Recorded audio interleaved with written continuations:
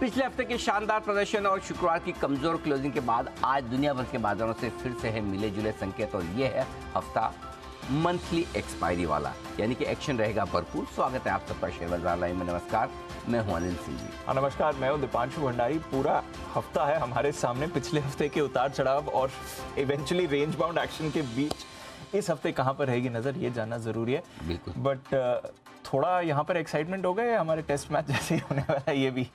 दीप test match तो ऐसा 2.5 दिन वाले हो गए एकदम। तो। बिल्कुल, और मुझे लगता है कि अब वक्त आ गया कि टेस्ट मैचेस में मतलब 3 दिन के कर दिए जाए और 90 ओवर की 4 इनिंग हो जाए, बस वही उतना काफी है। Exactly. वो भी 2020 और वनडे की स्टाइल में खेले जाएंगे। लेकिन इंटरेस्टिंग ये है कि एक जमाना था जब फिरोज शाह कोटला की पिच ऐसी होती थी जहाँ कभी कोई फैसले होते नहीं थे जी। मतलब 5-5 दिन तक अगर चाहे तो टीम 3 दिन तक बैटिंग किया करती थी वो। लेकिन जिस तरह से मतलब अब पिचेस बन रही है और लगभग हर टेस्ट मैच के नतीजे आते हुए दिख रहे हैं, ये एक टेस्ट क्रिकेट के लिए अच्छी बात है। क्योंकि अगर रिजल्ट ना आए और बोरिंग मैच हो और ये मैच ऐसा था जिसमें सिर्फ मतलब कल का खेल छोड़ दें तो ऐसा लगा कोई भी टीम जीत सकती है और बराबरी का मुकाबला था। लेकिन वही है, एक बार के लिए सेकंड इनिंग्स में लग भी रहा था ऑस्ट्रेलिया शायद कुछ, क्योंकि 61 फॉर 1 नॉट आउट, मतलब एक ही विकेट पर 61 फॉर 1 अच्छा स्कोर था, लग रहा था। लेकिन कमाल ही कर रहे हैं जडेजा और अक्षर पटेल, अश्विन भी जबरदस्त। तो जडेजा का तो कमबैक सुपर्ब रहा है। हाँ, एकदम one of my most favourite player. बिल्कुल, मतलब जो स्पोर्ट्समैन स्पिरिट है उनकी अमेजिंग है।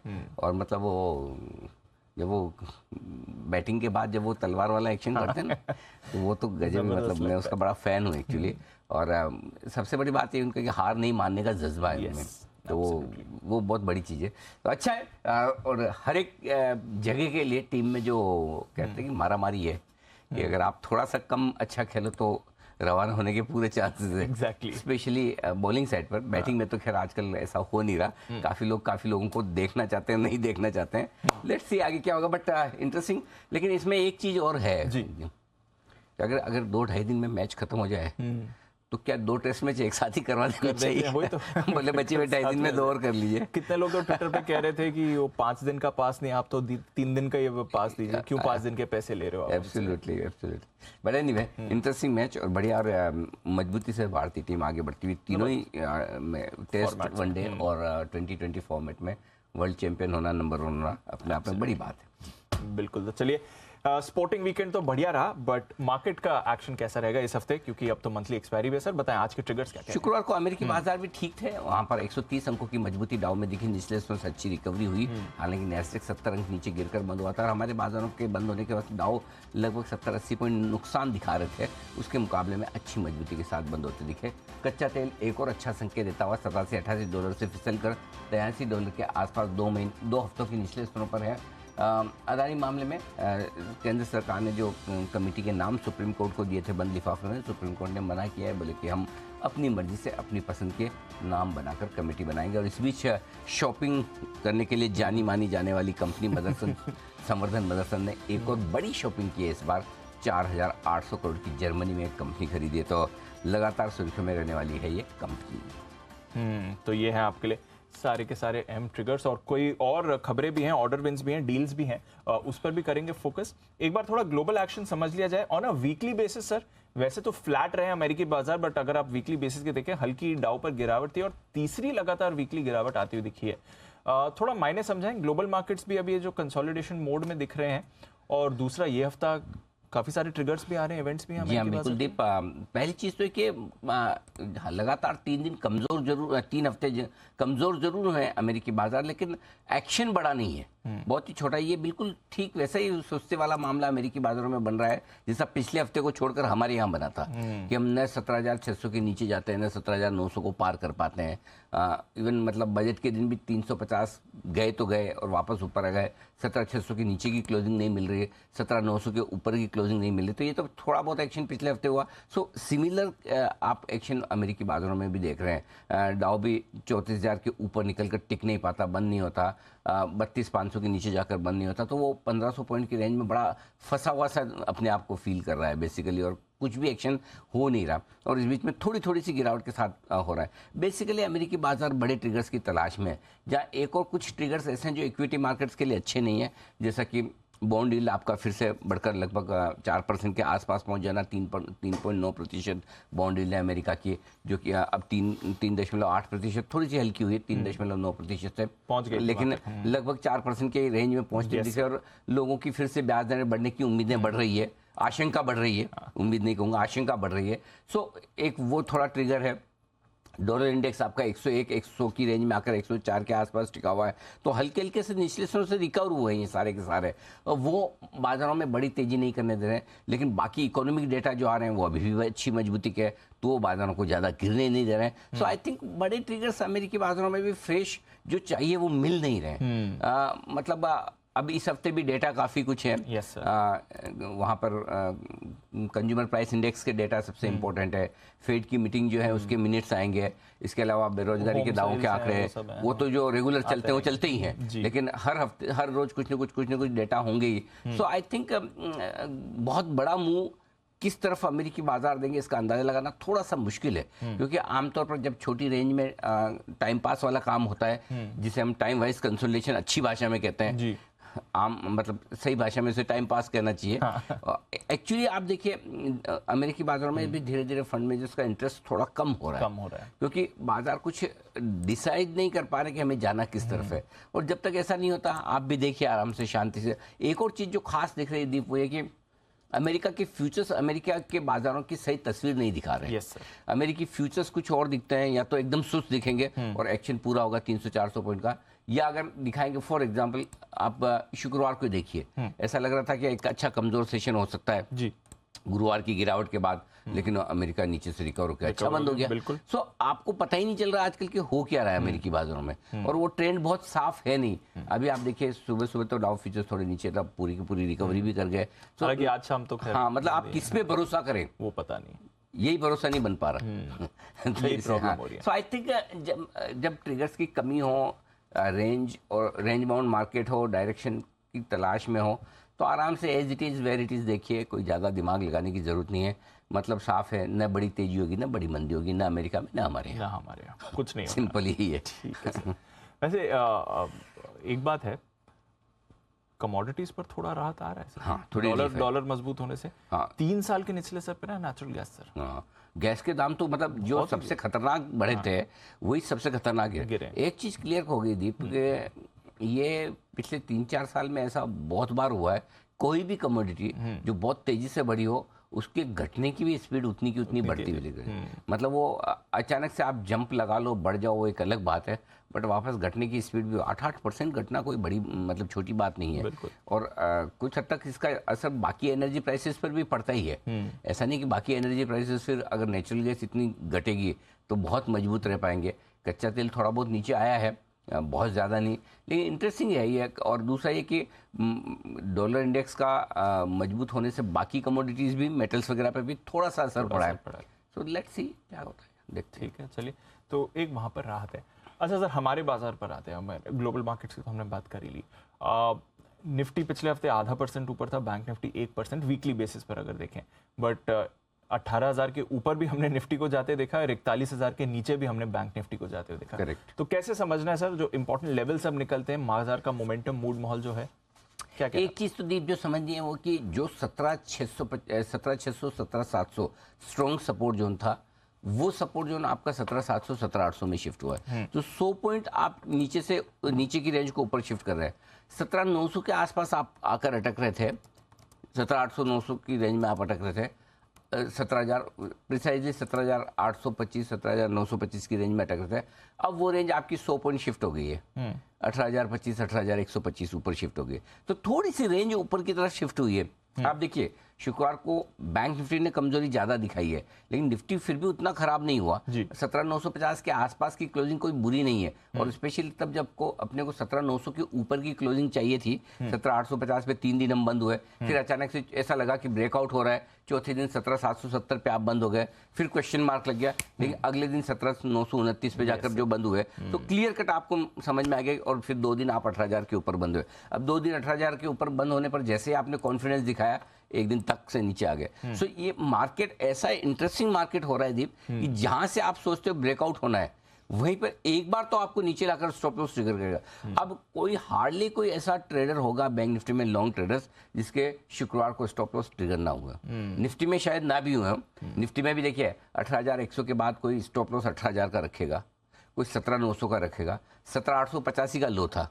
सो कायदे से तो निफ्टी में भी इंट्राडे ट्रेडर्स के तो स्टॉप लॉस शुक्रवार को ट्रिगर हो गए, लेकिन बंद आप 17,950 पे होते हैं। आज फिर से 18,000 की तैयारी भी कर रहे हैं। करेक्ट। सो बहुत मुश्किल हो रहा है ये ट्रेड करना। और इस मुश्किल भरे माहौल में ट्रेड करने का एक ही तरीका है, आपको कॉन्ट्रा ट्रेड ही लेना पड़ेगा। कमजोरी होगी खरीदिए, और खरीदना भी एक ही बार में नहीं है, 1 2 3 ऐसे टुकड़ों में। बेचने का मूड बनेगा, ऊपर की रेंज में जाएंगे। ऐसा नहीं कि 18,035 में सारा बेच दें, 18,100 18,125 तक के लिए भी शायद जगह रखनी पड़े। सो टुकड़ों में लेना है, टुकड़ों में बेचना है, और रेंज थोड़ी सी ऊपर की तरफ शिफ्ट हुई है। सो और 18,000 का लेवल है, साइकोलॉजिकल लेवल भी है, डेटा के लिहाज से भी बड़ा लेवल है, मंथली एक्सपायरी का हफ्ता भी आपका शुरू हो चुका है। तो बहुत सारी चीजें हैं। सो ऐसा नहीं कि एक्शन नहीं होगा, एक्शन होगा, लेकिन छोटे दायरे में। और ऐसे में बहुत क्लियर कट स्ट्रेटेजी इस हफ्ते के लिए जो लेकर चलनी है, जब जब कमजोरी होगी सपोर्ट लेवल पे टुकड़ों में लेना है, कम से कम 2 या 3 टुकड़ों में। और जब जब मजबूती होगी 2 या 3 टुकड़ों में प्रॉफिट बुक करना है, बेचना है वापस नीचे में। ये इस स्ट्रेटेजी के साथ चलेंगे, टुकड़ों में, और लेवल्स को रिस्पेक्ट कर। ऐसा भी नहीं कि मतलब एक दिन गिरे तो बहुत मुंह फुला के बैठ जाएं, भाई सब खराब हो गया। और ऐसा भी नहीं कि 18,000 के ऊपर 2 दिन बंद हो गया, डांस करना शुरू कर दे कि अरे भाई ब्रेकआउट। ये आसानी से ब्रेकआउट और आसानी से ब्रेकडाउन जैसा मार्केट है नहीं। तड़फा के ब्रेकआउट देने वाला, तड़फा के गिरने वाला मार्केट है, और इसलिए घूम जाता है। सो मुश्किल काम है, नहीं कर पाए तो कोई बात नहीं, एंजॉय कीजिए, देखिए। अच्छा, प्रॉब्लम क्या है, अभी तक तो रिजल्ट सीजन चल रहा था, तो स्टॉक स्पेसिफिक एक्शन भी खूब था आपके पास। अब तो स्टॉक स्पेसिफिक एक्शन भी, मतलब वो स्टॉक ऑफ द डे ढूंढ के, मतलब लेंस लेके लगाओ तो जाके एक आध निकल के आता है, ढूंढ के लाते। करेक्ट सर, वैसा वाला मॉडल। पिछले हफ्ते वैसे एक बार के लिए लगा था कि जब 18,000 के ऊपर गया कि अब शायद एक ब्रेकआउट के संकेत मिल रहे हैं। 2 दिन अच्छा एक्शन रहा, एफआईएस की खरीदारी भी थी, बट मतलब दीप अभी भी ऐसा कोई खराब नहीं है। हम ऐसा नहीं कि कोई बहुत खराब हो गया। 17,850 के ऊपर अपने को क्लोजिंग का ब्रेकआउट चाहिए था। 18,000 पे के ऊपर 2 दिन बंद भी हुए जी, तो ठीक ठाक है। ऐसा मतलब वही वाली बात है, ना बहुत अच्छे ना बहुत खराब है। सो सिंपल है, ऊपर में प्रॉफिट बुक करते रहिए, नीचे में फिर वापस मौका मिले लेते रहिए। ठीक है सर, बताएं फिर आज के संकेत और सेटअप। संकेत आज ग्लोबल संकेत मैंने हल्के पॉजिटिव साइड पर रखे हैं, है ना, अच्छे हैं जिस हिसाब से। इसके अलावा सारे एक और एफआईएस के नेगेटिव है, बाकी चारों न्यूट्रल है। एफआईएस के 5 दिनों तक लगातार खरीदारी के बाद ये आंकड़े नेगेटिव साइड पर आए, बाकी 4 न्यूट्रल है। विस्तार से आप कहेंगे तो यहीं पर ये आगे हम बात करेंगे, आगे बात करेंगे। तो ये सारे बाकी चारों न्यूट्रल है आपके लिए। ठीक है। 17,800 17,850 ये पहला सपोर्ट जोन है निफ्टी के लिए आज के लिए, और इसके ठीक नीचे 17,725 17,775 स्ट्रॉन्ग बाय जोन है। इस रेंज में आएगा नहीं, आए तो खरीदारी का मौका छोड़ना नहीं है। ऊपर में 18,000 18,035 पहली रुकावट की जगह है। इसके पार निकलकर ठीक है तो 18,100 125 वो रेंज है जहां पर आपको प्रॉफिट बुकिंग और बिकवाली शॉर्ट सब कुछ करना चाहिए। बैंक निफ्टी 41,130 पे आप बंद हुए हैं। नीचे जो पहला सपोर्ट जोन बनता है 40,750 40,900 का बनता है। 40,900 के आसपास आपका शुक्रवार का लो है, इसलिए वो आपका पहला सपोर्ट जोन हो गया। इसके ठीक नीचे 40,525 40,675 बहुत ही स्ट्रॉन्ग बाय जोन निकल कर आता है, यहाँ पर खरीदारी ज़रूर करनी चाहिए। ऊपर की तरफ 41,275 41,425 ये रेंज है पहली। इस रेंज को आज एक बार तो टेस्ट करेंगे, फिर आगे देखते हैं ताकत कितनी बनती है। ऊपर निकले तो 41,500 से 41,675 की रेंज ऐसी है जहां प्रॉफिट बुकिंग और बिकवाली दोनों ही आपको आती हुई नजर आएगी। ठीक है, आपके लिए बड़े zone. Positioning put call ratio FIS की इंडेक्स लॉन्ग पोजीशन 3% घटकर आई, 26 से 23% कंफर्टेबल है। पुट कॉल रेशियो दोनों ही घटकर आए हैं। निफ्टी का पुट कॉल रेशियो एक्सपायरी हफ्ते में, मंथली एक्सपायरी हफ्ते में 0.88 कंफर्टेबल है। बैंक निफ्टी तो ऑलमोस्ट ओवरसोल्ड है 0.6 के आसपास है। और आपको याद होगा, कैसे याद होगा, आप तो शुक्रवार को थे नहीं ना याद नहीं होगा। और एक्चुअली दीप फ्राइडे में मैं भूल गया वो बात करने के। फ्राइडे में एक्चुअली गिरने की और बड़ी बिकवाली की वजह भी यही थी जी, आप छुट्टी पे थे। अच्छा एफआईएस को साथ में दीप लेके गए थे। तो आज नहीं तो बड़ी रैली आनी चाहिए। बिल्कुल बनती है आपके स्वागत में। हाफ सेंचुरी तो मैं लगा ही दूंगा। हाफ सेंचुरी 45 पॉइंट नहीं, लेकिन आज एक बार फिर से 18,000 के पार निकल के टिकेंगे जरूर। बैंक निफ्टी का put call ratio almost oversold है 0.6 के आसपास। यहाँ पर शॉर्ट कवरिंग बन सकती है। विक्स अनचेंज है, कोई खास फर्क नहीं, 1.5-2% बढ़ना कोई दिक्कत की बात नहीं। ठीक है। मौजूदा position stop losses? Stop loss 17,800 रख सकते हैं इंट्राडे और क्लोजिंग दोनों ही। किसी को छोटा रखना है तो 17,875 भी कल के लोज के, आई मीन शुक्रवार के लोज के नीचे भी रख सकते हैं। स्टॉप लॉस क्या है वैसे देखा जाए तो दीप 17,700 के पहले ढंग का स्टॉप लॉस है नहीं और वो ट्रिगर होगा नहीं। लेकिन आप अपनी पोजीशन कहाँ से बनी है, किसी का समझो किसी ने 18,100 में ही ले लिया तो वो उसके लिए स्टॉप लॉस अलग होगा, और किसी ने 17,900 पे लिया तो उसके लिए अलग होगा। सो स्टॉप लॉस आप अपने हिसाब से एडजस्ट कर सकते हैं। 17,800 फिलहाल रखें इंट्राडे क्लोजिंग बेसिस पे। बैंक निफ्टी का स्टॉप लॉस शुक्रवार के लो का होगा इंट्राडे, 17,750 का इंट्राडे रखिए। क्लोजिंग 41,000 के नीचे होती है तो आपको बैंक निफ्टी में से एग्जिट कर लेना है। ये राय हमारी शुक्रवार को भी थी और आज भी है। अगर शॉर्ट है तो 18,150 अब आपका स्टॉप लॉस होना चाहिए, 200 पॉइंट ऊपर का बेसिकली है ही है। 200 ऊपर 200 नीचे के ही स्टॉप लॉस निकल कर आ रहे हैं। तो 18,150 आपका इंट्राडे और क्लोजिंग बेसिस पे स्टॉप लॉस है। इंट्राडे में किसी को छोटा रखना है, 18,035 के ऊपर निकले तो काट लें, वो छोटा स्टॉप लॉस होगा। अदरवाइज 18,150। बैंक निफ्टी इंट्राडे का स्टॉप लॉस है 41,650 और क्लोजिंग स्टॉप लॉस यानी ये इसको इंटरचेंज कर दीजिए। क्लोजिंग स्टॉप लॉस होगा 41,650 और इंट्राडे होगा 41,500। 41,500 के ऊपर निकल कर टिके दिन के दौरान तो शॉर्ट काट ले। 41,650 के ऊपर बैंक निफ्टी वापस बंद हो तो अपनी शॉर्ट काट ले। जी नई पोजीशंस क्या करें सर?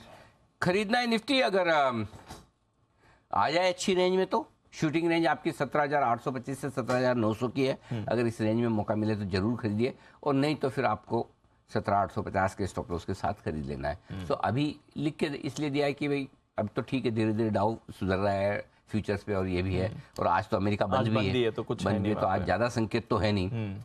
सो इस रेंज में खरीदिए। 17,725 का आपका स्टॉप लॉस होगा, 17,950 18,000 दो छोटे टारगेट, 18,035 एक मीडियम टारगेट है, 18,100 18,125 बड़े टारगेट के लिए करनी है खरीदारी। जो लोग बेचना चाहते हैं 18,035 से मूड बनाए, टुकड़ों में बेचे। 18,100 125 की रेंज में थोड़ा और शॉर्ट कर सकते हैं।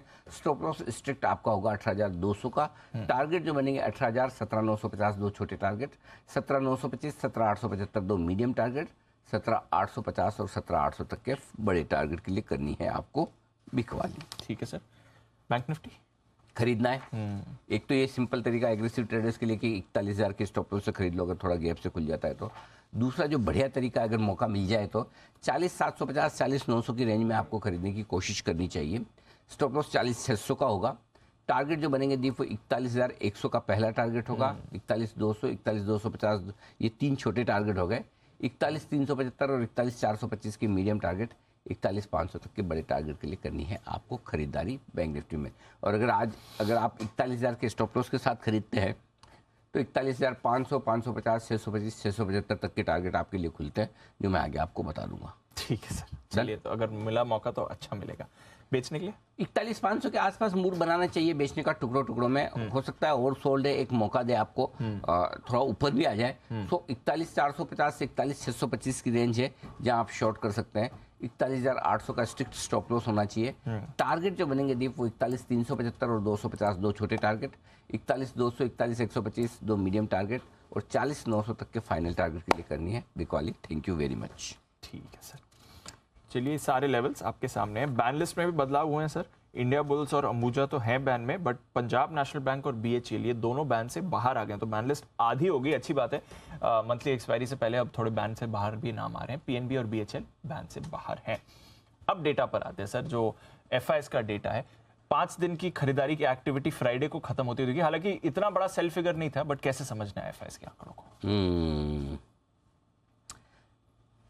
बिकवाली तो हुई है और किसी बड़े रीजन के बगैर हुई है। तो बेसिकली ये है दीप कि ग्लोबल थोड़े से कमजोर हुए थे। शुक्रवार को हमें संकेत जो मिले सुबह सुबह अमेरिका से, क्योंकि अमेरिका में कमजोरी हुई थी गुरुवार को, तो उस हिसाब से गिरे, लेकिन थोड़े ज्यादा गिरे एक्चुअली, स्पेशली बैंकिंग शेयरों पर। उसका अपना कोई खास कारण नहीं था। कैश मार्केट में बिकवाली का आंकड़ा परेशान करने वाला नहीं है। 625 करोड़ की बिकवाली 5 दिनों की खरीदारी के बाद ठीक है, लेकिन वायदा कारोबार में 1080 करोड़ के इंडेक्स फ्यूचर्स, 1237 करोड़ के स्टॉक फ्यूचर्स। सो नेट अगर आप देखेंगे तो करीबन आप ये समझिए 3,000 करोड़ के आसपास की डायरेक्शनल बिकवाली FIs की, तो थोड़ा सा हाथ रोका है। अब 5 दिन खरीदने के बाद एक दिन बेचने का जो मामला है वो सिर्फ एक ही दिन का है या अब और नहीं लेना है, ये समझना पड़ेगा अपने को। करेक्ट। सो ये थोड़ा सा एक दिन के डेटा से मैं डायरेक्शन नहीं बनाना चाहता, क्योंकि 5 दिन के डेटा और एक दिन के डेटा में फर्क है। और 5 दिन जो खरीदा अच्छा खरीदा है, ऐसा नहीं कि कैश मार्केट में छोटा खरीदा है। 4-5 हज़ार करोड़ की खरीदारी ऑलरेडी एफआईज ने कर ली है। सो आई थिंक थोड़ा सा वेट एंड वॉच करते हैं। लोकल फंड पूरी तरह से वेट एंड वॉच के मूड में, न बड़ा बेच रहे न बड़ा खरीदे, इनका 200-400 करोड़ की रेंज का ही मामला चल रहा है। सो ये डायरेक्शन की तलाश में ये वाले आपके लिए एफआईज के डेटा है। तो ओवरऑल डेटा हल्के कमजोरी वाले हैं, लेकिन बहुत खराब हो ऐसा नहीं है। उतने खराब भी नहीं, एग्जैक्टली इतना उतने बड़ा खराब। अब आइए एफएनओ के डेटा। जी सर। एफएनओ के डेटा में एक ही लेवल इंपॉर्टेंट है दीप, निफ्टी पर 18,000। 55 पॉइंट बढ़ जाएं तब भी आप मजबूत नहीं है, ये ध्यान में। 18,000 से अपनी तेजी गिननी है, ठीक है। 18,000 क्यों इंपॉर्टेंट है? 18,000 के पुट पर 70 लाख शेयर है, हाईएस्ट ओपन इंटरेस्ट।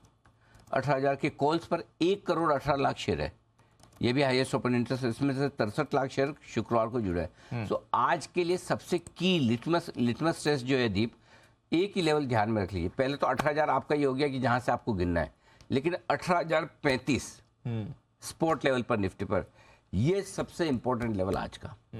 गोट के पे रख लीजिए 18,035।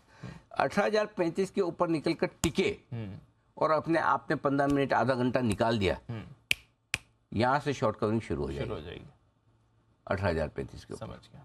18,035 शुक्रवार का हाई भी है और 18,035 गुरुवार की क्लोजिंग भी है। तो दोनों लेवल वो मैच होके 18,035 के ऊपर जैसे ही आप निकले, तो ये जो 1 crore 18 lakh share call writers ऐसा छाती ठोक के खड़े हैं कि हम बढ़ने नहीं देंगे, उसमें से 63 लाख शेयर शुक्रवार को जो नए नए शॉर्ट जुड़े हैं वहां पे, इनको आके काटना पड़ेगा।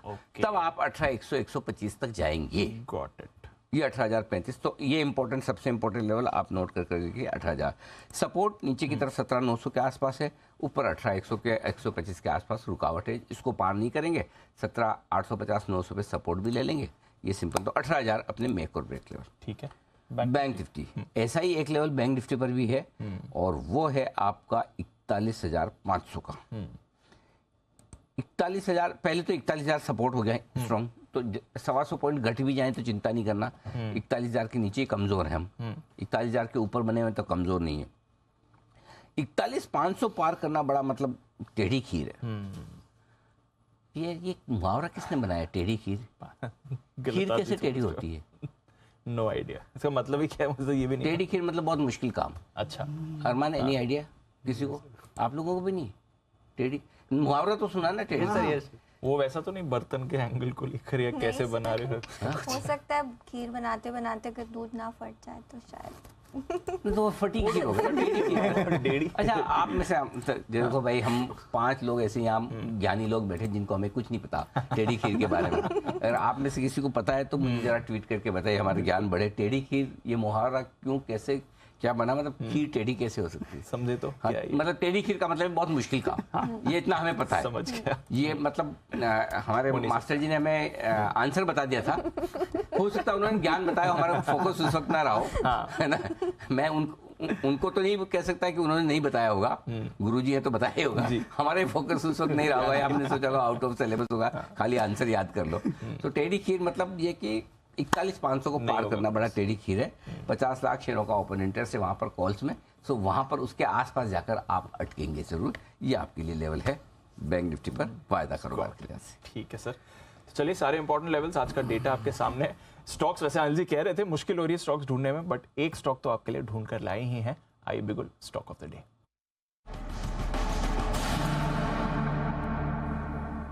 जी सर, आज इंटरेस्टिंग है दीप, बिना किसी खबर के एक स्टॉक में बाय की रिकमेंडेशन हुआ है, श्रीराम फाइनेंस।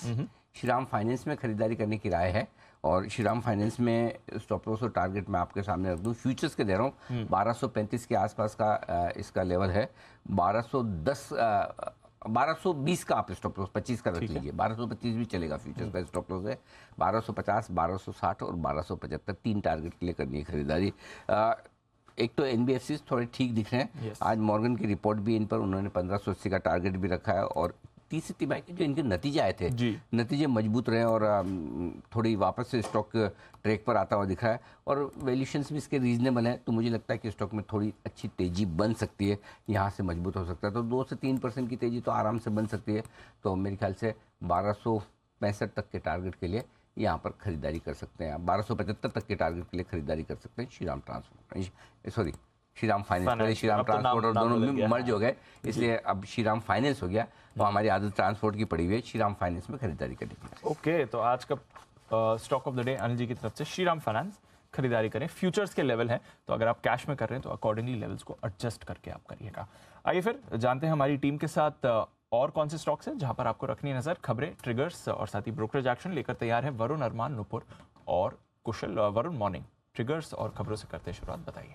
ओके, मॉर्निंग दीप। तो सबसे पहले ट्रिगर्स में तो एनएमडीसी स्टील, यहाँ पे आपको नजर रखना है क्योंकि आज फाइनली उसकी लिस्टिंग हो जाएगी। मच अवेटेड था। ये डीमर्ज एंटिटी है, एनएमडीसी से डीमर्ज हुई थी। शेयर फिलहाल 10 दिन तक तो ट्रेड टू ट्रेड में रहने वाला है, तो उसका भी नज़र रखेगा। कीस्टोन रियल्टर्स हाल ही की लिस्टेड कंपनी है। जो एंकर लॉक इन है 90 दिनों का 50% वाला, वो आज 19 तारीख को पूरा हो चुका है, तो उसके चलते भी आज आपको यहाँ पे मूवमेंट देखने मिलेगा। फुटसी की जो रीबैलेंसिंग है, सेमी एनुअल रिव्यू, वो इन्होंने अनाउंस कर दिया है। मार्च से ये लागू होगा, लेकिन कुछ स्टॉक्स जो एडेड है ऑल वर्ल्ड इंडेक्स में, जिसमें आईडीबीआई बैंक, कोटक, पतंजलि जैसे काउंटर शामिल है। इसके अलावा कुछ स्टॉक्स जो माइग्रेट हुए हैं, उसमें APL, Apollo tubes, Indian bank, solar industries, supreme industries, तो तमाम लिस्ट काफ़ी लंबी है जिन स्टॉक्स को यहाँ पे ऐड किया गया है या फिर डिलीट किया गया है, तो आप इस पर नज़र रखिएगा। इसके अलावा निफ्टी रीबैलेंसिंग जो है, उसमें निफ्टी की कई इंडेक्सेस जो है उसमें सेमी एनुअल रिव्यू के चलते बदलाव होगा, जिसमें 29 मार्च के क्लोज से लागू होंगे। निफ्टी नेक्स्ट 50 में टोटल 5 कंपनियों को ऐड किया गया है, 5 को डिलीट किया गया है। जिन कंपनियों को ऐड किया गया है उसमें ABB India, Adani Wilmer, Canara bank, page industries, Varun beverages शामिल है। जिनको ड्रॉप किया गया है बंधन bank, Biocon, gland pharma, emphasis और पेटीएम शामिल है, तो यहाँ पे नज़र रखिएगा। इसके अलावा काफ़ी सारे निफ्टी 500 में चेंजेस हुए हैं। करीब 20 स्टॉक्स है जिनको ऐड किया गया है, 20 ऐसे हैं जिनको डिलीट किया गया है। लिस्ट काफ़ी लंबी, आप अपने स्क्रीन पे देख सकते हैं, यहाँ पे नज़र रखिएगा। ओके, तो कुछ बदलाव भी हुए हैं फुटसी के, वो भी आपके सामने लागू हैं इस समय। आइए अरमान से जानते हैं आज की और खबरें। मॉर्निंग अरमान, बताइए। जी, सबसे पहले नतीजों में क्रिसिल के नतीजे आए थे। अगर आप नतीजे देखेंगे तो आपको मिक्स सेट ऑफ नतीजे दिख रहे हैं। आय लगभग 16% बढ़ी है। कामकाजी मुनाफे की बात करेंगे, वहाँ पे 12% का उछाल है। मार्जिन्स देखेंगे, मार्जिन्स 27.3% से गिरकर 26% के आसपास आते हुए दिखे हैं। और मुनाफा हालांकि देखेंगे, वहाँ पर आपको 7% की गिरावट दिखेगी। उसी के साथ साथ संवर्धन मदरसन पर आपको ध्यान रखना है, क्योंकि जो एक एसएस ऑटो सिस्टमिक जर्मनी की जो कंपनी है, उसकी 100% हिस्सा अधिग्रहण के लिए उन्होंने करने वाले हैं वो। और अगर आप देखेंगे टोटल जो एंटरप्राइज वैल्यू है उसकी 4,800 करोड़ बताई जा रही है। और ये जो टोटल ट्रांजैक्शन है ये लगभग Q2 FY24 तक कंप्लीट होने का अनुमान है। और इसका जो अधिग्रहण किया जाएगा ये लगभग दोनों में इंटरनल अक्रूवल और डेट दोनों के कॉम्बिनेशन से जो है इसका यूज़ किया जाएगा। सन फार्मा इंडस्ट्रीज पर ध्यान रखिएगा, क्योंकि कंपनी ने एक कंपनी है जिसमें लगभग 28% के आसपास जो है हिस्सेदारी अधिग्रहण के लिए करार किया है। और ये जो कंपनी है ये आंखों की बीमारियों के लिए जो है दवाइयाँ बनाती है, प्रोडक्ट्स बनाती हैं। और लगभग ये जो अधिग्रहण होने वाला है वो लगभग 150 करोड़ के लिए जो है अधिग्रहण इसको पूरा किया गया है। एनएमडीसी स्टील पर ध्यान रखिएगा, क्योंकि एनएमडीसी स्टील का छत्तीसगढ़ स्टील प्लांट खरीदने की दौड़ में आर्सेलमित्तल और जेएसडब्ल्यू स्टील छत्तीसगढ़ जो है प्लांट जो है ये दोनों इस रेस में हैं। उसी के साथ साथ अगर आप डिस्क्रिप्शन देखेंगे तो इस प्लांट की कुल क्षमता जो है 3 MTPA है। अडानी इंटरप्राइजेस, यहाँ पर जो खबरें आई हैं, सरकार ने ये कहा है कि कोर्ट फैसले के 8 हफ्ते के भीतर प्रस्तावित पैनल को रिपोर्ट जमा करनी है। उसी के साथ साथ प्रस्तावित पैनल को भारत से बाहर भी जांच करने के लिए अधिकार जो है वो होना चाहिए। वहीं सुप्रीम कोर्ट ने भी कहा है कि सेबी द्वारा कमेटी के लिए सील बंद रिपोर्ट में सुझाव नामों को ठुकराया है। उन्होंने ये कहा है कि जांच कमेटी जो है अब सुप्रीम कोर्ट जो है वो खुद बनाएगी। उसी के साथ साथ हिडनबर्ग ने ट्विटर पे एक ट्वीट करके सोर्सेस के द्वारा ये भी बताया है कि जो टोटल अगर आप देखेंगे विनोद अडानी द्वारा एक सिंगापुर एंटिटी के जरिए लगभग $24 करोड़ का जो है रशियन लोन लिया है। उसके तहत जो है प्रमोटर एंटिटी के शेयर जो प्लेज रखे गए थे और उसके अगेंस्ट कोई भी डिस्क्लोजर नहीं दिया है। अंबुजा और एसीसी सीमेंट दोनों पर ध्यान रखेंगे आप अंत में, क्योंकि एशिया इंडेक्स प्राइवेट लिमिटेड की कमेटी ने अंबुजा सीमेंट और एसीसी को S&P BSE 100 ESG इंडेक्स से बाहर किया है। और ये जो इफेक्टिव डेट है ये 22 फरवरी की ओपनिंग से लागू हो जाएगी। ओके, तो सारे खबरें आपके सामने। अदानी ग्रुप शेयर्स आज फिर से फोकस में रहेंगे। कई सारी खबरें ओवर द वीकेंड यहाँ पर भी निकल कर आई हैं। मॉर्निंग नुपुर, बताएं आपके पास कौन सी खबरें हैं? Good morning. सबसे पहले डीएलएफ, जहां पे खबरें सामने आ रही है कि गुड़गांव में 1100 आवास इकाइयों वाली एक नई लग्जरी प्रोजेक्ट कंपनी लेके आ सकती है, जहां से 8000 करोड़ का संभावित रेवेन्यू हो सकता है पॉसिबल। तो ये स्टॉक के लिए पॉजिटिव न्यूज़ है, तो आज फोकस में रहने वाला है। सिप्ला की बात करें तो सेंटिमेंटल नेगेटिव न्यूज़ आती दिखी, जहाँ पे यूएस एफडीए ने पीतमपुर मैन्युफैक्चरिंग फैसिलिटी का इंस्पेक्शन किया था। 6-7 फरवरी के समय के बीच इस इंस्पेक्शन को किया गया था और यूएस एफडीए ने फॉर्म 483 के थ्रू 8 आपत्तियां जारी की है। तो ये स्टॉक भी आज फोकस में रहने वाला है। हिंदुस्तान यूनिलीवर, जहाँ पे कंपनी ने अन्नपूर्णा और कैप्टन कुक ब्रांड की बिक्री और विनिवेश के लिए करार किया है। हालांकि ये बहुत छोटा सा हिस्सा है, कंपनी की टोटल आय में सिर्फ 1% का कंट्रीब्यूशन आता है और कंसिडरेशन देखेंगे इसे 60 करोड़ में बेचा जाएगा। यूनाइटेड ब्रूअरीज कंपनी के लिए अच्छी भी खबर है और बुरी भी खबर है। अच्छी खबर ये कि सीसीआई द्वारा जो जुर्माना लगाया गया था सीसीआई के द्वारा 862 करोड़ का, उस पर सुप्रीम कोर्ट ने रोक लगाई है। तो ये पॉजिटिव न्यूज़ आती दिखी कंपनी के लिए। लेकिन साथ ही साथ ऋषि पर्दल ने एमडी और सीईओ के पद से इस्तीफा दिया है। 16 फरवरी को इस्तीफा दिया था और कंपनी अब नया एमडी और सीईओ की तलाश में। तो ये थोड़ी सी नेगेटिव न्यूज़ आती दिखी है यूबीएल के लिए। केसी इंटरनेशनल, जहाँ पे कंपनी को 3023 करोड़ का एक नया ऑर्डर मिला है। सिविल ट्रांसमिशन एंड डिस्ट्रीब्यूशन और केबल सेक्टर के काम के लिए कंपनी को यह ऑर्डर मिला है। तो ये भी स्टॉक आज फोकस में रहेगा। पेनार इंडस्ट्रीज 1000 करोड़ की मार्केट कैप की कंपनी है। अलग अलग कारोबार में कंपनी को 851 करोड़ का एक नया ऑर्डर मिला है। 6 कारोबार है कंपनी के जहाँ पे ऑर्डर्स मिलते दिखे। तो पॉजिटिव न्यूज़ है पेनार इंडस्ट्रीज के लिए भी। राइट्स, जहाँ पे कंपनी को 76 करोड़ का एक ईपीसी का वर्क मिला है। तो ये तीनों स्टॉक केसी इंटरनेशनल, पेनार इंडस्ट्रीज और राइट्स ऑर्डर विन पे आज फोकस में रहने वाले हैं। ओके, तो सारे खबरें हैं। कई सारे कंपनीज हैं जो ऑर्डर विन और डील मेकिंग के दम पर आज आपको एक्शन में आती हुई दिखेंगी। केसी 3000 करोड़ का ऑर्डर देता है, सबसे बड़ा सिंगल टाइम ऑर्डर भी इनके पास आते हुए दिखा है। आइए कुशल से जानते हैं आज की ब्रोकरेजेस क्या कह रही हैं एफआईआर में।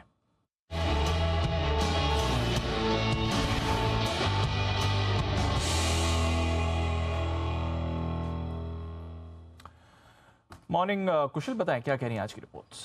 मॉर्निंग दीप, रिपोर्ट्स में संवर्धन मदरसन फोकस में रहेगा। जेफरीज की तरफ से रिपोर्ट आ रही है। खरीदारी की माफ़ कीजिएगा, होल्ड की राय इन्होंने बरकरार रखा है और 70 रुपये का लक्ष्य दिया है।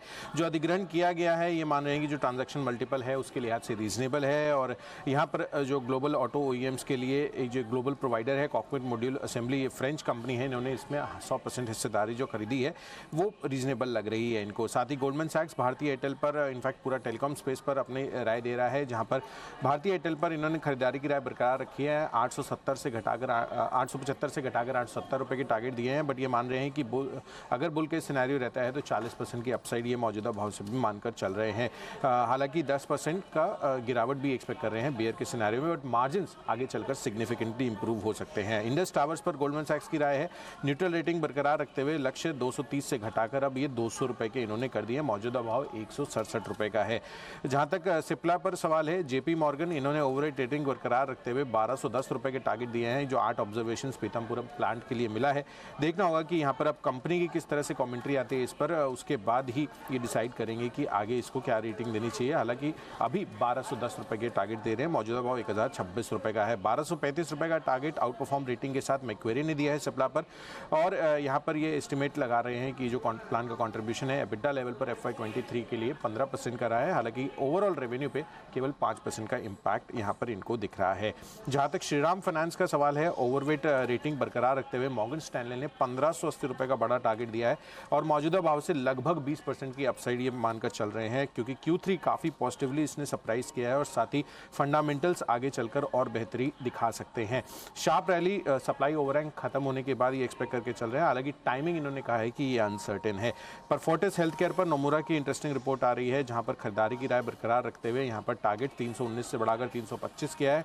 ये मान रहे हैं कि जो हॉस्पिटल कारोबार है इनका वो काफ़ी अच्छा पॉजिटिव ट्रैक्शन दिखा रहा है और साथ ही कंपनी जो है टेक्नोलॉजी अपग्रेड करने में काफ़ी सारी इन्वेस्टमेंट्स कर रही है। तो इस वजह से फोर्टिस हेल्थ केयर फोकस में रहने वाला है।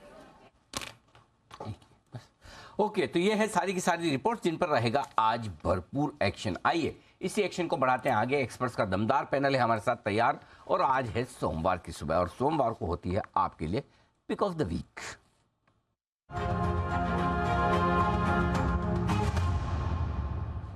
बंसल जी सुप्रभात, शुरुआत करें, बताएं सर इस हफ्ते का आपका पसंदीदा शेयर। सुप्रभात अनिल जी, सुप्रभात Deepanshu. Anil ji, for your information Anil ji, 10वीं में मेरी हिंदी में डिस्टिंक्शन आई थी, तो ये जो आप सुबह पूछ रहे थे ना टेढ़ी खीर अनिल जी, उसको मैं एक सेंटेंस में अनिल जी समझाना चाहूंगा अनिल जी। इरशाद फरमाए। देखिए अनिल जी, टेढ़ी खीर मतलब कि डिफिकल्ट टास्क अनिल जी। जैसे अभी आपने निफ्टी, बैंक निफ्टी के लेवल्स भी दिए हैं। अभी अनिल जी अगर किसी को अभी भी डिफिकल्ट टास्क समझ ना आ रहा हो तो मूवी आई अनिल जी नई शहजादे, अनिल जी उसको देख के आए तो समझ में आ जाएगा कि बॉलीवुड का रिवाइवल जो है ना वो टेढ़ी खीर है अनिल जी। पीवीआर का चलना भी टेढ़ी खीर है अनिल जी। शहजादे देख ले अनिल जी, समझ जाएंगे। और अनिल जी एक चीज और बताऊंगा, इसको कोरिलेट कर रहा हूँ। कल कुणाल जी से बात हो रही थी, कह रहे थे अनिल जी सपने में आए हैं और सपने में कह रहे हैं कि कुणाल जी और आशु जी जी बिजनेस को संभाल लें, मैं कोई डिफिकल्ट टास्क मैनेज करने जा रहा हूं। तो अनिल जी कहीं आप बॉलीवुड को संभालने का तो अनिल जी आपका इरादा नहीं है? तो मतलब ये साजिश रची जा रही है मेरे पीछे कि अनिल जी को बॉलीवुड का लॉलीपॉप देखे कैसे हम कब्जा जमा लें। ओके, टेढ़ी खीर का नहीं, टेढ़ी खीर का मतलब तो हमें समझ में आ गया, मतलब का इशू नहीं है, मतलब तो हमें पता है बंसल जी, लेकिन ये टेढ़ी खीर नाम क्यों पड़ा है ये नहीं समझ पा रहे हैं। मतलब तो हमें पता है कि टेढ़ी खीर का मतलब बहुत मुश्किल काम, आसान नहीं है, लेकिन इसको टेढ़ी खीर कहते क्यों है? खीर टेढ़ी कैसे होगी? खीर टेढ़ी कैसे?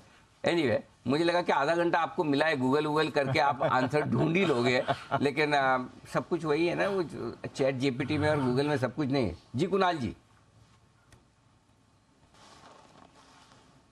अनिल जी सुप्रभात, दीपांशु सुप्रभात। अनिल जी देखिए मैं आपको बताता हूँ इसका कारण क्या है। हाँ। अनिल जी टेढ़ी खीर का पता तब लगेगा जब कुछ खीर खाई जाए अनिल जी।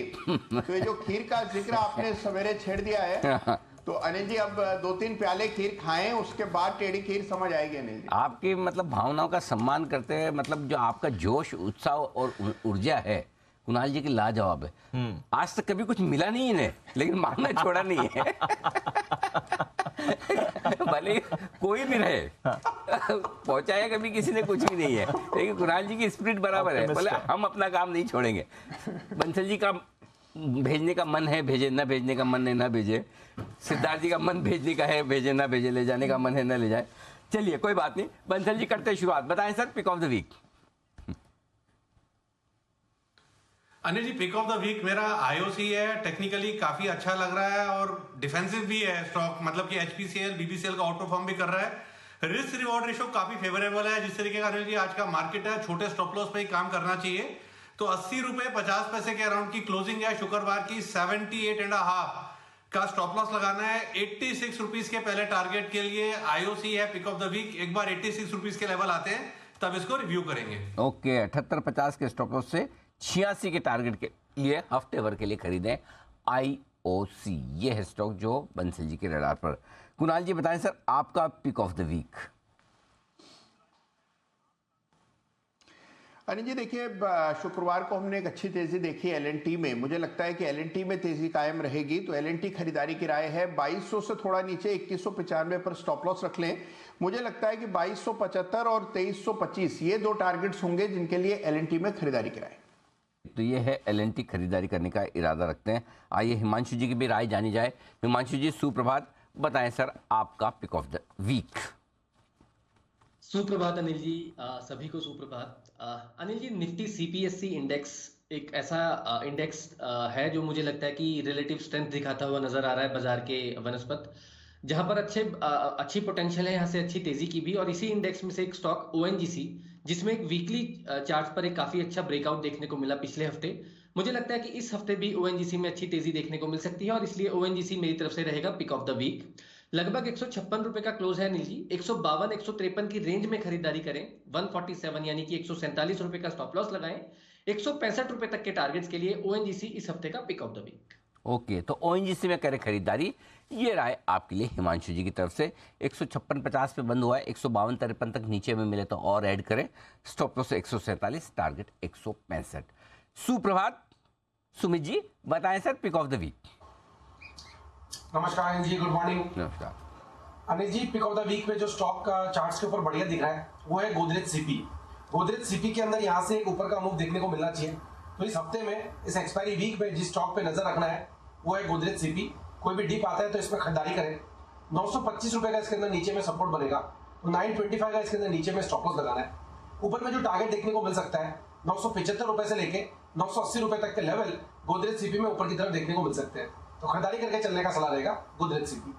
गोदरेज कंज्यूमर प्रोडक्ट्स ये है वो स्टॉक जहाँ पर खरीदारी करने की राय है। जहाँ तक मुझे आ रही शुक्रवार को क्लोजिंग में यहाँ पर वागले साहब ने भी इस स्टॉक में खरीदारी करने की राय दी थी आपको, गोदरेज सीपी खरीद कर चलें।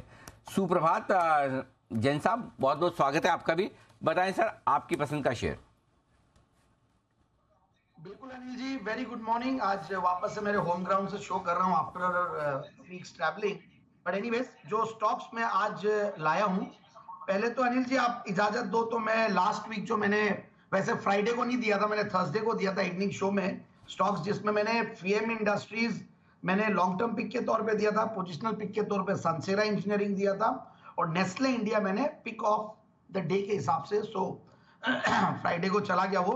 बट एनीवेज, अब जो मैं इस हफ्ते के लिए जो स्टॉक्स लाए वो है Timken India, again one of my favourites and Kunal ji favourites also, और गजब की कंपनी है। और काफी मुझे अब तो ऐसा लगता है कि जो ये ऑटो इंसलरी कंपनीज है और ये सब में अच्छा माहौल बना हुआ है और बना हुआ रहेगा आगे के लिए भी। और पीएसयू स्टॉक्स मुझे लगता है कि वापस से एक बार फुल फॉर्म में आएंगे, और बहुत सारे पीएसयू स्टॉक्स में लाया हूँ। आज तो एनएमडीसी का भी एक माहौल बना हुआ रहेगा ही। तो बीपीसीएल एचपीसीएल दोनों को मैं एक ही मानता हूँ, दोनों के मूव सिमिलर है।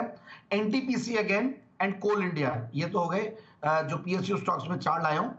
और इंडोको रेमेडीज एक छोटी company, pharma company, but again a fantastic company, वहां पे ध्यान दिया जा सकता है। And Maruti limited last but not the least. Okay, तो ये है सारे के सारे स्टॉक्स जो जैन साहब को हैं पसंद आज के लिए। सरकारी कंपनियों पर है भरोसा, और सरकारी कंपनियों के इंडेक्स का जिक्र अभी हिमांशु जी ने भी किया, वहाँ पर उन्हें भी तेजी दिख रही है, और उन्होंने ओएनजीसी को पसंद किया है, बंसल जी का आईओसी है, एचवीबीपी, एनटीपीसी, कोल इंडिया, ये सारे के सारे सरकारी कंपनियों के शेयर पसंद आ रहे हैं आपके जैन साहब को भी। तो चलिए, ये हैं सारे काउंटर्स जहां पर आपको रखनी है नजर। एक व्यू मदरसन पर भी चार्ट चेक भी लेंगे, और जैन साहब एक बार जरा आपसे भी राय ले लें। ऑटो एंसिलरी प्ले बड़ी एक्विजिशन करने जा रही है, जर्मनी की कंपनी है, 100% हिस्सा इसमें खरीदने जा रही हैं ये। ऑटो सिस्टम टेक्निक जो जर्मनी की है, करीब 4,800 करोड़ की ये एक्विजिशन होने वाली है। कोई राय सर इस पे? नहीं, ठीक है, एक्विजिशन कर रही है, और ये बहुत अच्छा। जब सुबह हम बात कर रहे थे, अनिल जी बोले थे शॉपिंग जारी है इनकी, और ये शॉपिंग ज्यादा करते तो मुझे थोड़ा कम अच्छा लगता है। कई कंपनियां ठीक है ऑर्गेनिकली ग्रो करें, इनऑर्गेनिकली भी ग्रो करते हैं, तो बट ठीक है। एनीवेज, मुझे समाव ये कंपनी वैल्यूएशंस के लिहाज से मुझे महंगी लगती है थी, और बहुत ज्यादा मुझे एक्साइट नहीं करती अगर मैं प्रॉफिट की कैगर देखूं या मुझे बाकी नंबर्स और वैल्यूएशंस के लिहाज से। तो मैं थोड़ा सा और फिर साथ में देखिए प्लेजिंग भी है कंपनी की, प्लेजिंग होते हुए भी आप बाहर खरीद रहे हो, तो मैं थोड़ा सा इस चीज को बहुत ज्यादा मैं एक्साइट नहीं होता हूँ इससे। तो मुझे लगता है कि ठीक है, जिन्होंने ले रखा वो होल्ड करके रखे, but overall I won't be very excited to recommend buy in this stock. Okay, एक चार्ट चेक भी कुणाल जी आपसे, संवर्धना मदरसन 80 का लेवल। देखिए, जिस तरह का चार्ट स्ट्रक्चर है दीपांशु, हमने देखा है कि स्टॉक काफ़ी समय से कंसोलिडेट कर रहा है, और बाकी ऑटो एक्सलरीज में जिस तरह का मोमेंटम हाल में बना है उसमें अभी तक इसने पार्टिसिपेट नहीं किया। मुझे लगता है कि जो 85 रुपए के आसपास एक रेजिस्टेंस है, इसको पार करना इस स्टॉक के लिए थोड़ा मुश्किल रहेगा। 85 के ऊपर स्टॉक निकलता है तो डेफिनेटली आपको एक 100 रुपए तक का मूव देखने को मिलेगा। तो मेरी राय में वेट एंड वॉच करें। इसी स्पेस में बहुत सारे और चार्ट्स हैं जिनमें हम मजबूती देख रहे हैं, तो थोड़ा पिक एंड चूज करेंगे तो बेहतर रहेगा। थोड़ा पिक एंड चूज बेहतर रहेगा। देखते हैं मदरसन कैसे करेगा। बट एक और ऑटो एंसिलरी कंपनी है भारत फोर्ज, ये भी आपके रेडार पर रहनी चाहिए। इन्होंने करार किया है रोल्स रॉयस के साथ कुछ प्रोडक्ट्स बनाने के लिए, प्रोपल्शन सिस्टम उनमें से एक निकल कर आ रहा है, तो ये भी काउंटर रेडार पर रह सकता है। एक बार भारत फोर्ज के चार्ट पर भी राय ले ली जाए। हिमांशु जी जरा देखें सर भारत फोर्ज। दीप, देखिए मुझे लगता है कि ओवरऑल ट्रेंड भारत फोर्ज का काफी स्ट्रांग है, पॉजिटिव है। एक क्विक करेक्शन लास्ट वीक हमने इसमें देखी, हाईज बनाने के बाद एक डिप देखने को मिला, लेकिन वो डिप इक्वली बहुत ही जल्दी उसमें खरीदारी भी देखने को मिली है। तो मुझे लगता है कि पोजिशनल नजरिए से इस स्टॉक को हर गिरावट पर खरीदारी करके चला जा सकता है। फिलहाल इंटरमीडिएट जो ट्रेंड है वो काफी स्ट्रांग है। पोजिशनल बेसिस पर 820 रुपए के नीचे का स्टॉप लॉस रहेगा, और डिप पर खरीदारी करके चलें। स्टॉक 880 890 रुपए के ऊपर अगर क्लोजिंग देने की शुरुआत करता है तो मुझे लगता है कि एक अच्छी अपमूव बनते हुए नजर आ सकती है, और उस कंडीशन में स्टॉक पोजिशनली 1000 रुपए की तरफ जाता हुआ भी नजर आ सकता है। तो ये है आपके लिए भारत फोर्ज, इस पर रखें नजर। NMDC, Sumit ji chart check इस पर दे दें। खैर एक तो एनएमडीसी स्टील आज लिस्ट हो रहा है, हालांकि ये डीमर्ज्ड आर्म है, बट मोर इंपॉर्टेंटली इसके विनिवेश के लिए भी अब प्रोसेस चल रहा है, और खबर ये आ रही है कि जो इनका स्टील यूनिट है उसके लिए आर्सलर मित्तल और जेएसडब्ल्यू स्टील ये दोनों इंटरेस्टेड हैं। बुक वैल्यू करीब 1700 करोड़ की ये निकल कर आती है। एनएमडीसी का चार्ट सर। दिवांशु, चार्ट्स के अंदर थोड़ा सा पुल बैक बाउंस बैक के संकेत है और थोड़ा साइडवेज मूव भी देखने को मिल रहा है। इसके अंदर जो रेंज बनी हुई है वो स्टॉक के अंदर नीचे में 112 115 का सपोर्ट बना है, ऊपर में जो रेजिस्टेंस बना है वो 125 रुपए और 125 का लेवल निकलने पे 130 रुपए।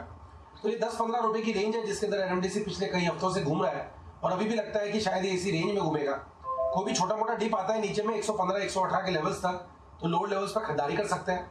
ऊपर में 125 से लेकर 128 या 130 तक का मूव आने वाले दिनों में जल्दी एनएमडीसी में ऊपर की तरफ देखने को मिल सकता है। तो इसी तरह की रेंज में लगता है थोड़े दिनों तक घूमेगा, तो डिप में खरीदारी करके चलने का सलाह है। ओके, एनएमडीसी रेडार पर रखिए, और एनएमडीसी स्टील ऑफ कोर्स ये भी लिस्ट होने वाला है। इस पर भी हमारा फोकस है, कुछ कैलकुलेशंस भी इस पर हैं जो हमारी टीम निकाल कर आपको देगी भी, तो इस पर रखें नजर। सन फार्मा ये भी एक्शन में रहा है, फार्मा शेयर्स में थोड़ा रिबाउंड भी हमने आते हुए देखा है पिछले हफ्ते। दो खबरें हैं। अगस्ता सॉफ्टवेयर में इन्होंने 26% हिस्सेदारी खरीदी है। ये एक डिजिटल डायग्नोस्टिक डिवाइस की कंपनी है, 22 करोड़ में ये एक्विजिशन होने वाला है। रेमिडियो इनोवेटिव, यहाँ पर भी इन्होंने करीब 28% हिस्सेदारी खरीदी है। ये आंखों की बीमारियों के जांचने के लिए प्रोडक्ट्स बनाती है। ये करीब 150 करोड़ का एक्विजिशन है। सन फार्मा, एक बार बंसी जी चार्ट देख लें। फ्राइडे को थोड़ा कमजोर था, बट वैसे रिसेंटली रिवाइवल में रहा है।